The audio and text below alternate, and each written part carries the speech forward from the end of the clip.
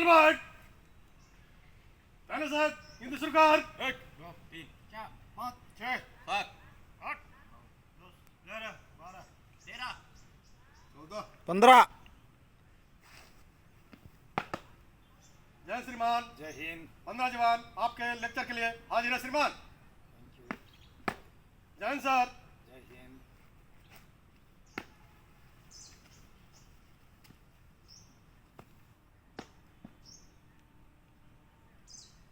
Class आराम से बैठ, टोपी खोल सकते हैं। 1 2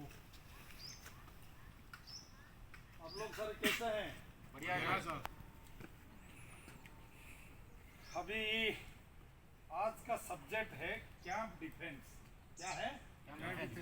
camp defence and how to counter Naxal attack and important points to counter Naxal attack. पहले कैंप डिफेंस क्या है सब्जेक्ट आज का? Camp defence. कैंप का डिफेंस मतलब पहले हम कैंप का अगर सुरक्षा करेंगे तब जाके आगे का कार्रवाई हम कर पाएंगे। नक्सली का साथ अगर लड़ना है तो पहले आपका कैंप का मजबूती से चारों तरफ ऑल डायरेक्शन से कैंप को बांधना जरूरी है।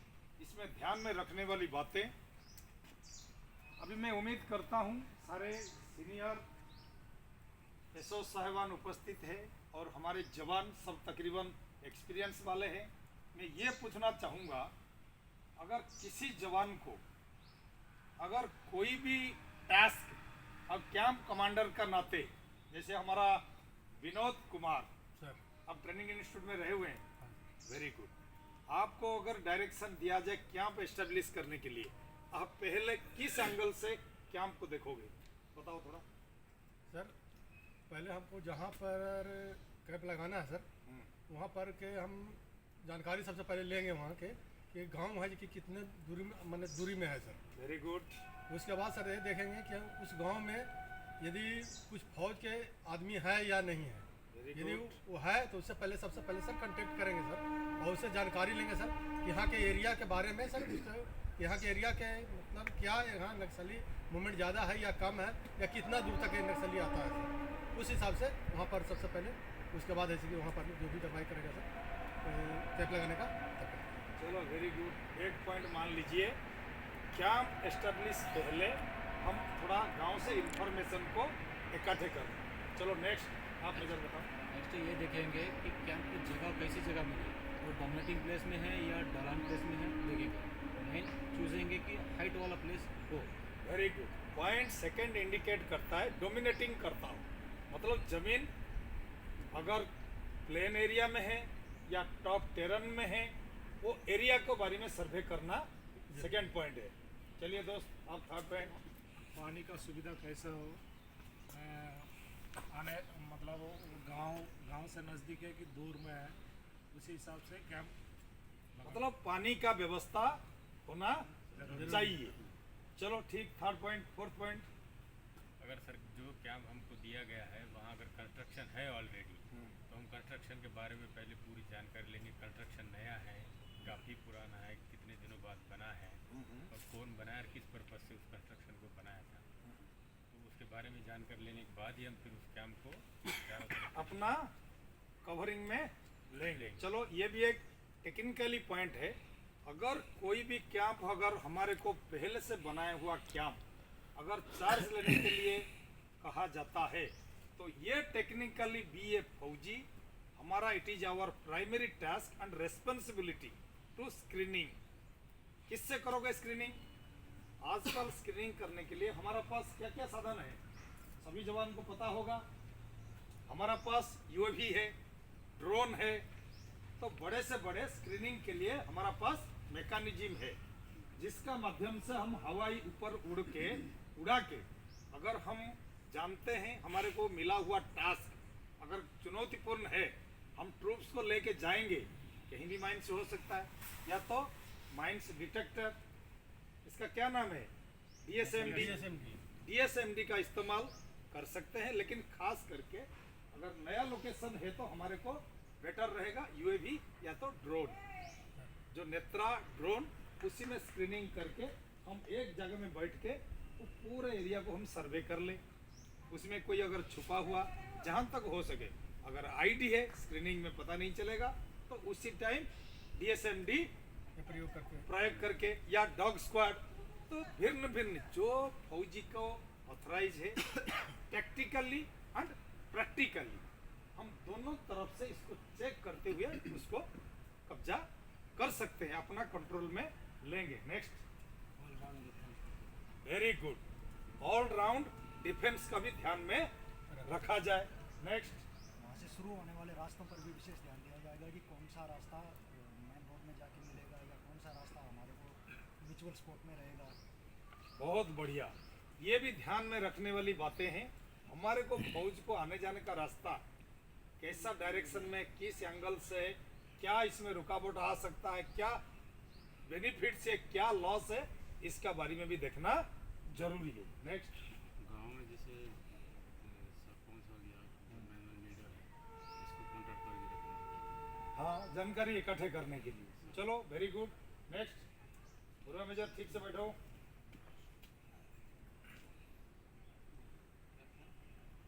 कोई बात नहीं, जवान इस चीज को ध्यान रखे, हम अगर नया कैंप एस्टेब्लिश करने से पहले किस किस बात पर ध्यान में रखें।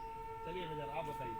जहाँ हम कैंप लगा रहे हैं उसके चारों तरफ का बाहर का इलाका है, हाँ, जिसमें देखना है कि मतलब झाड़ी जंगल है, पहाड़ी है, पेड़ पौधे हैं बड़े, मतलब कितनी दूर तक हमारी मतलब आग को फायर। हाँ, वहाँ का Very भौगोलिक good. स्थिति, वहाँ का भौगोलिक स्थिति, वहाँ का भौगोलिक स्थिति को भी हम नापना है हमारा, और जो विजिबिलिटी, जो हमारा एरिया, वो सब हम कैंप को अगर कब्जा करने से पहले अगर विजिबिलिटी नहीं है तो इसको हम क्लियर कराएंगे। 150 मीटर तक या 300 मीटर तक दूर तक साफ सुथरा रखा जाए, ताकि हमारा फील्ड ऑफ फायर साफ हो। तो बहुत सारे बातें हैं, सब्जेक्ट कोई नया नहीं है, आप लोग जानते हैं। इसीलिए सब्जेक्ट से पहले बी ए टीचर या be a lecturer, we should revise that, आपका अंदर क्या पोटेंशियल है उसको लिया जाए। अभी उसी में सारे जब इतना पॉइंट आ गया, एक एक जवान एक एक पॉइंट पर डिस्कस किया, उसी में फिर हम विश्लेषण करते हुए फाइनल निचोड़ में पहुंचेंगे। यहाँ तक किसी सावन को कोई साथ ना सर। तो इसीलिए जरूरी है कैंप एस्टेब्लिश पहले एक अच्छे कैंप को अगर हम बनाना है तो जरूरी है इस बात को ध्यान रखें। Number 1 point, security arrangement. Security arrangement,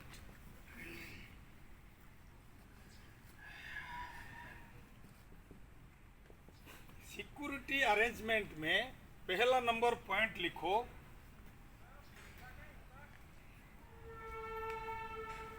कांटेदार तार कम से कम 7 फीट हाइट में, या पॉइंट नोट कर लीजिए, खाली एक एक पॉइंट। कांटेदार तार, जिसको क्या तार बोलते हैं, फेंसिंग वायर 7 फीट तक, लगभग 10 लेयर, और उनके बीच 9 इंच का दूरी होना चाहिए।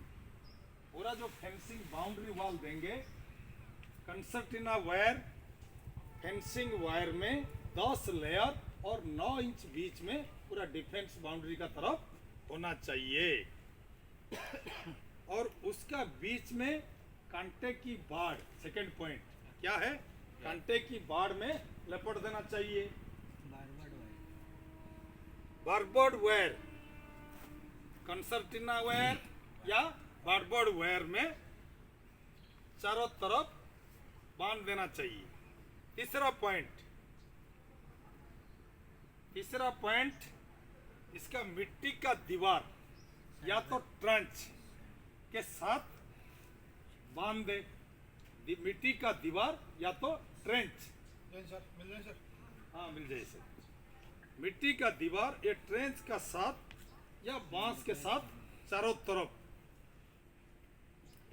ये हो गया डिफेंस का जो बाउंड्री का, एक नंबर में हो गया सिक्योरिटी अरेंजमेंट में, पहला हो गया बाउंड्री।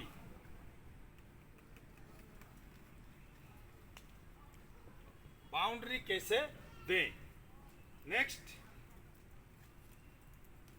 आने जाने का रास्ता। ठीक है, आने जाने का रास्ता में क्या है? वाहन के लिए बड़ा गेट, गाड़ी का आने जाने के लिए क्या होना चाहिए? बड़ा गेट। और जुबान या आदमी का आने जाने के लिए क्या होना चाहिए? छोटी गेट। ठीक। सेकेंड पॉइंट, रात का समय गेट को ताला लगाकर रखना चाहिए। रात का समय गेट को ताला लगाकर रखना चाहिए। फिर लास्ट में 3 नंबर में आ गया संतरी पोस्ट।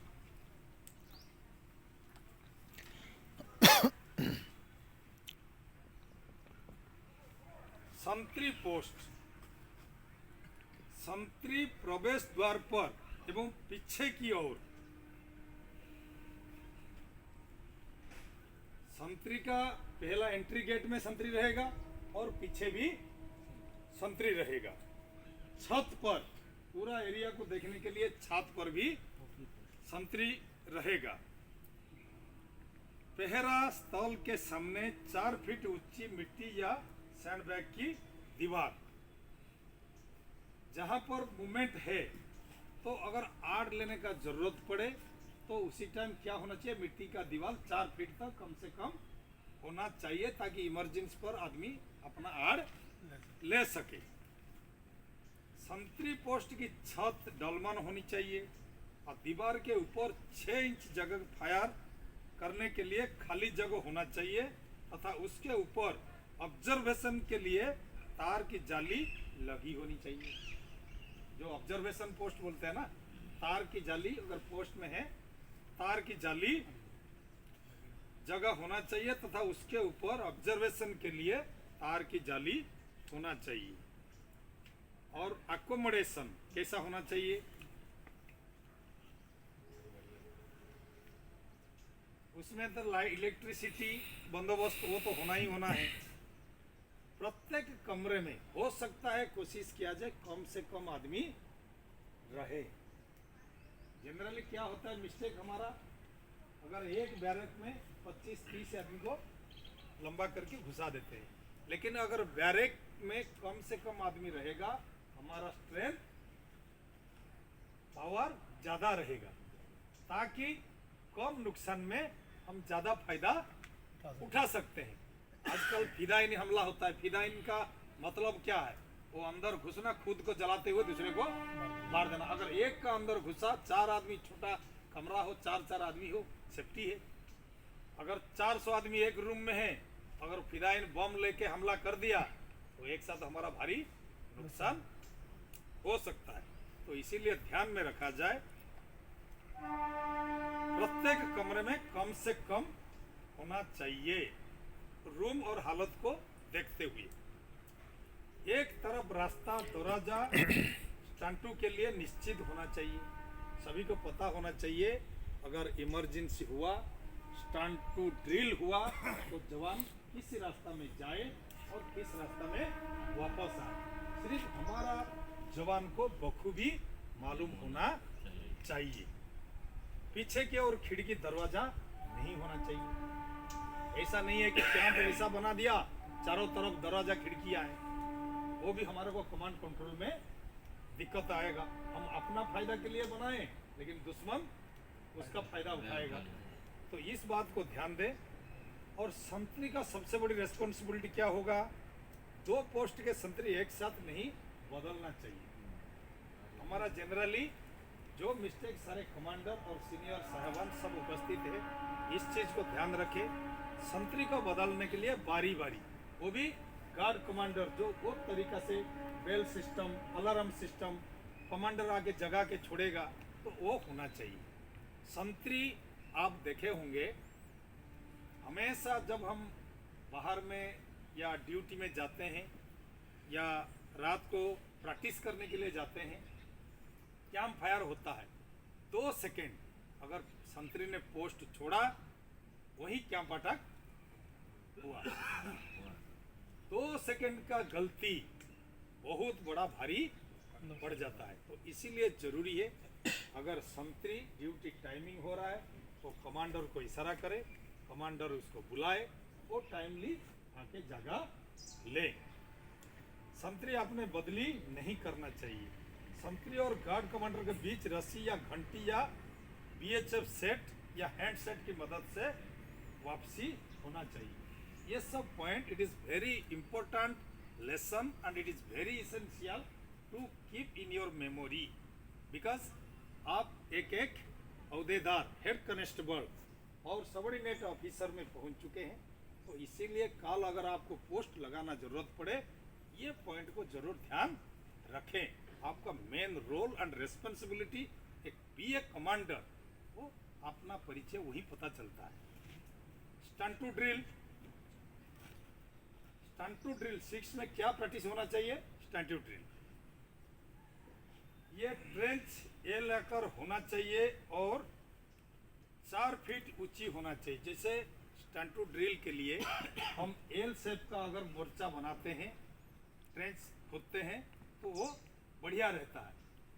फिर क्या होता है, स्टंट टू ट्रेंच कमांडेंट वाले थोड़ी दूर में होना चाहिए ताकि ग्रेनेड से बचा जा सके।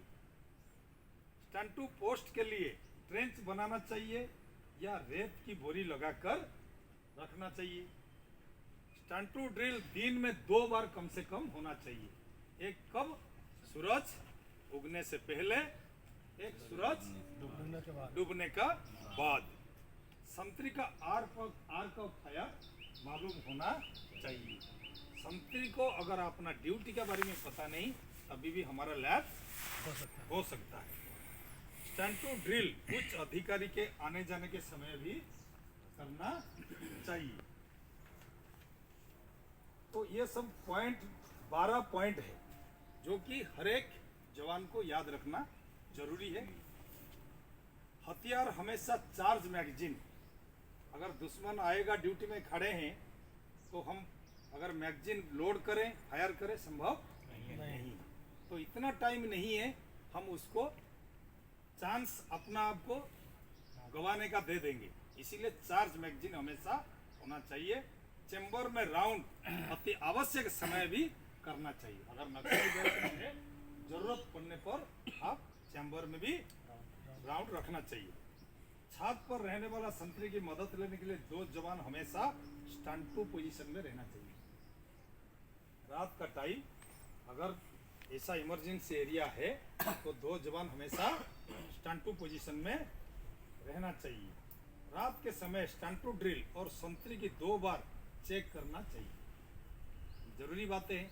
सर्दी का मौसम में श्रीनगर में, मैंने खुद श्रीनगर में जब पुलवामा हमारा ई कंपनी था, मैं चेक करने के लिए ड्यूटी में गया, जवान बेहोश होकर गिरा हुआ है। इतना कोल्ड है तो तुरंत अच्छा हुआ, इसीलिए 2 टाइम तो चेक करना जरूरी है। भाई संतरी खड़ा है, वो किस पोजीशन में है, क्या तकलीफ है, इसीलिए तो ड्यूटी एसओ का ड्यूटी है सिर्फ ड्यूटी चेक नहीं करना, हमारा एक रिस्पॉन्सिबिलिटी है। हमारा जवान क्या सुरक्षित है, वहाँ तक चेक करने का मतलब है कि जो 2-3 घंटा जो ड्यूटी में खड़े हैं, इतना सर्दी था, वो शायद किरोसिन उसका ख़त्म हो गया था, जिसका वजह से ठंडा बढ़ चुका था। वो इन्फॉर्मेशन कहीं ना कहीं लैप्स हुआ, जिसका वजह से पता चला कि अच्छा हुआ कि हम पहुंचने से 2 सेकंड देर हुई थी। 6 फुट का जवान बर्फ में जकड़ चुका था, तो इसीलिए ज़रूरी है तो 2 टाइम कम से कम संतरी को चेक किया जाए। अगर वो तो बर्फ का वजह से उसको परेशानियां हुआ, अगर उसी टाइम उग्रवादी अगर घुसते तो सभी के लिए कितना बड़ा दिक्कत हो जाता। वो तो इंतजार करते रहते हैं, संतरी कब आंख सो जाएगा या संतरी कभी पोस्ट छोड़ेगा, उनको सब हम जैसे उनका पर निगरानी रखे हैं, वो भी हमारा हर पल वो हमारा कमियां को ढूंढते हैं। जहाँ कमियां घटी हट, जहाँ बोलते हैं ना, क्या डायलॉग है, सावधानी हटी तो दुर्घटना घटी। तो इसीलिए इमरजेंसी अलार्म गार्ड का सदस्य हमेशा वर्दी में अलर्ट पोजीशन में रहे। अभी नेक्स्ट पॉइंट, इमरजेंसी अलार्म। संतरी के पास इलेक्ट्रिक और नॉन इलेक्ट्रिक अलार्म होना चाहिए। इसको उसको इमरजेंसी पड़ने पर कोई तकलीफ या कोई हादसा कोई इंफॉर्मेशन पता कैसे बताएगा? होना चाहिए नहीं होना चाहिए? होना चाहिए सर। तो इसीलिए हर संतरी के पास इलेक्ट्रिक और नॉन इलेक्ट्रिक अलार्म होना चाहिए। इमरजेंसी के समय संतरी उस अलार्म को बजाकर सभी को चौकस कर सके। अलार्म सुनते ही सभी सदस्य अपने अपने हथियार लेकर तुरंत अपने अपने स्टैंड टू पोजीशन में जाना चाहिए। रात को 12 बजे हो, 1 बजे हो, 2 बजे हो, अगर संतरी को ऐसा कुछ सूचित हुआ, हमारा सीखा हुआ तरीका से हम पूरे फौज का मेंबर उस टाइम का इंतजार करते हैं, ना आगे देखते हैं ना पीछे। जैसा अलार्म बजा, हमारा ट्रेनिंग में वो खून में लगा हुआ कि कुछ इमरजेंसी हो गया, तो इमरजेंसी के तौर पर हथियार गोला बारूद लेके हम अपना पोजीशन लेना जरूरी है। और सहायक और सावधान, लास्ट में क्या क्या आपको मदद के लिए और होना चाहिए। जैसे इसमें लिखा गया 2 कुत्ते रात्रि के पास रहना चाहिए। अगर सीआरपी का डॉग स्क्वाड है तो ठीक है, नहीं तो आप देखे होंगे पुराने जमाना में पुराने आदमी सिविल कुत्ता को खिला पिला के भी साथ में रखता है। कुत्ता से ज़्यादा अलर्टनेस कोई नहीं रहता। किसी का अंदर नहीं है। वो थोड़ा सा सोया हुआ हमारा भी आंख पलक झप सकता है, लेकिन कुत्ता का आवाज़ कुछ भी थोड़ा सा हरकत हुआ, कुत्ता को वो हमारे को अलार्म दे देगा। इसीलिए कहते हैं कुत्ता से बड़ा वफादार जानवर कोई नहीं। तो इसीलिए हो सकता है 2 कुत्ते रात्रि के पास रहना चाहिए। संतरी को सर्च लाइट का प्रबंध होना चाहिए और दूरबीन और नाइट विजन संतरी के पास भी होना चाहिए। वायरलेस सेट संतरी के पास होना चाहिए और HE नंबर 36 ग्रेनेड कमांडर के पास होना चाहिए। कौन सा ग्रेनेड? HE नंबर 36 ग्रेनेड, ताकि इमरजेंसी पर कमांडेंट एक के दुश्मन को बर्बाद कर सके। और लास्ट में अनुशासन, अनुचित व्यक्ति को कैंपस में ना आने दे। कैंपस में ध्यान में रखने वाली बातें, अनऑथराइज जिसको आप जानते नहीं तो उसको रोके। और कोई भी गाड़ी जैसे अगर अंदर आता है या जाता है तो हमारा जो मैकेनिज्म है, तो DSMD है, या जो हम रिफ्लेक्टेड मिरर के साथ वो जो मशीन में चेक करते हैं नीचे गाड़ी में कोई अनावश्यक कोई मैग्नेटिक कोई चीज़ छुपा हुआ अंदर ना आ जाए।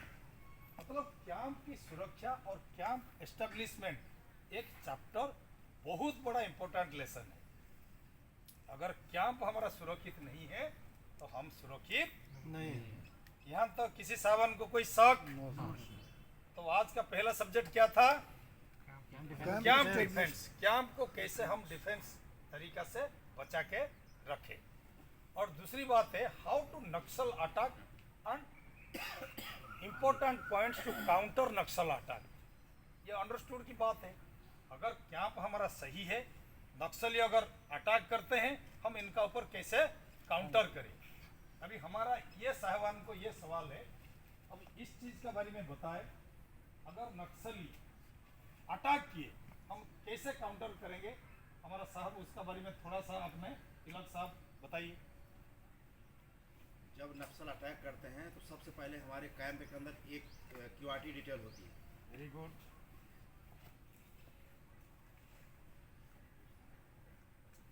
पहला पॉइंट, हमारा QAT 24 आवर्स के लिए अलर्ट रहता है। जैसे कोई भी इंसिडेंट इंडिकेशन हुआ, पहले संतरी अलर्ट होके वो अलार्म दे देगा। जैसे अलार्म दिया, हमारा QT पूरा QAT team, quick action team action में आ जाएगा। वो अपना अपना पोजीशन लेके जहाँ से अटैक हुआ वहाँ ऊपर वो काउंटर अटैक करेगा। तो इसमें देखने वाली बातें, नेक्स्ट साहब आप भी कोरोना सुनील साहब बताइए। देखने वाली बात है सर, उस एरिया का जगह का खबर दे। खबर मतलब एरिया कैसा है। हाँ जो अगर काउंटर करना है हाँ। तो वो एरिया साफ है या एरिया का अंदर कैसा, ऐसा नहीं है कि हम अटैक करने जा रहे हैं, दुश्मन नीचे छुपा हुआ है, हम भाग के जा रहे हैं, वो तो उल्टी हमारे को और काउंटर करेगा। तो इसीलिए एरिया को भी ध्यान रखना जरूरी है। नेक्स्ट साहब। स्टंटू भी होना चाहिए। स्टंटू वो तो ऑलरेडी स्टंटू कर ही दिया। जैसे पता चला कैंप हमला हो गया तो कैंप अटैक हो गया तो स्टन 2 ऑलरेडी सायरन लग चुका है, तो आप उस टाइम में कैसे किस तरीके से काउंटर करोगे? नेक्स्ट साहब। अटैक को देखते हुए जितने सपोर्ट वेपन जिनसे हम उन पर दबाव डाल सकते हैं वो वेरी गुड, हमारा मेन आ गया, आपका मेन पावर, आपका एरिया वेपन। आप हमारा पास जितने सपोर्टिव वेपन है वो प्रैक्टिकली वो सब हमारा अगर सही है, वो दबाव, वो पहला दबाव में उनका ऊपर भारी पड़ेगा। हेवी फायर और हेवी वेपन का इस्तेमाल, अगर हमारे जवान बखूबी इसको तुरंत खत्म करना है, न्यूट्रलाइज करना है, तो वेपन का सही एरिया वेपन का इस्तेमाल में इफिशिएंट लड़के उसी टाइम धर के दबच लेंगे। तो ये जरूरी है, काउंटर करने के लिए हमारे जवान हथियार में परिपूर्ण होना चाहिए और सही टाइम में सही हथियार को यूटिलाइज करना चाहिए। नेक्स्ट साहब। पहले तो जहाँ से फायर हुआ है पहले उसको हम पता करेंगे किस तरह से फायर हुआ है, वेरी गुड, कौन सा हथियार है, फिर उसके बाद उसके टेक्टिकल मूवमेंट करते हुए हमें अभी बढ़िया, ये भी एक साहब का बढ़िया पॉइंट लगा, टैक्टिकल मूवमेंट अभी यहाँ काम में आता है। आदमी इसीलिए ट्रेनिंग में बताया जाता है, मौका और हालत को देखते हुए बोलते हैं ना मूवमेंट। हमने जो बोलते हैं, जो ऑपरेशन को सक्सेस करने के लिए हमने क्या फॉर्मूला अपनाया है? Z kit, Z kit, Z मतलब जमीन, जमीन का, उसमें जमीन का भी आ गया पॉइंट। के मतलब खबर, हम खबर क्या मिला? के आई, आई मतलब इरादा, हमारा इरादा धर के दबचना, पकड़ना तथा मारना है। जेड के आई टी, टी मतलब तरतीब, तरतीब, तरतीबवार होना चाहिए कोई भी काम। के जेड किट, डी में बंदोबस्त, बंदोबस्त, बंदोबस्त में सारे आ जाता है। हमारा पास सब प्रकार का बंदोबस्त में कोई कमी नहीं होना चाहिए। कि ऑपरेशन को सक्सेस करने के लिए जो चीज जरूरत है हमारा पास सब उपलब्ध होना चाहिए। सी मतलब कम्युनिकेशन, उसमें कम्युनिकेशन सेट वगैरह सब कुछ होना चाहिए ताकि इमरजेंसी पर हम इंफॉर्मेशन दे सके। बी सी एस, एस मतलब सवाल, शक या सवाल। तो कोई लास्ट में जब फाइनल ब्रीफिंग हो जाता है, लास्ट में पूछा जाता है किसी जवान को कोई शक या सवाल। तो इसीलिए ऑपरेशन को सक्सेस करने के लिए या काउंटर को जो काउंटर अटैक करने के लिए अगर हमारा जवान और साहेबान और ऑफिसर पूरे इन्वॉल्व सही तरीका से तसल्ली से ऑपरेशन को करेंगे, अंजाम 101% सक्सेस हो जाएगा। उसी टाइम अगर आप हाफ कॉक हो गए तो मेंटली, फिजिकली, इसीलिए जवान को पूछा जाता है क्या आप जवान जाने के लिए तैयार है, पूछते हैं ना। तो उसी टाइम इनका मनोबल अगर सही है तो first impression is the last impression, first impression is the best impression. अगर वो बेस्ट रहा तो लास्ट में रिजल्ट बेस्ट होगा। तो इसीलिए camp defence, how to Naxal attack and important points to counter Naxal attack. यहाँ तक किसी साहब को कोई शक? मतलब ये इतना इंपॉर्टेंट लेसन है। नक्सली का साथ अगर मुठभेड़ में अगर आप शामिल है, हर जवान अगर अपना तैयारी सही तरीका से किया हो, मेंटली एटीट्यूड, इसका बिहेवियर, उसका थॉट अगर सही हो, तो क्या बोलते हैं, एक कहावत है ना कि डायलॉग, हमें हिला सके इस जमाने में दम नहीं। क्या दोस्त? हमें हिला सके इस जमाने में दम नहीं, जमाना फौजी से है, फौजी जमाने से नहीं। तो इसीलिए दोस्त मैं उम्मीद करता हूँ तो जो फौजी का वर्दी हर जवान का एक पहचान, एक ताकत है, इसको बना के रखें, इसको मेंटेन करें। और कहीं भी ऑपरेशन में जाते हो, शिकारी अगर एक बार घर से निकलता है तो शिकार करके ही आता है, शिकार छूटना नहीं चाहिए। ठीक है दोस्त? और यहाँ तक किसी साहब को कोई शक? ठीक है, क्लास सावधान बैठ, आराम से बैठ, सावधान बैठ, कैप लगाओ।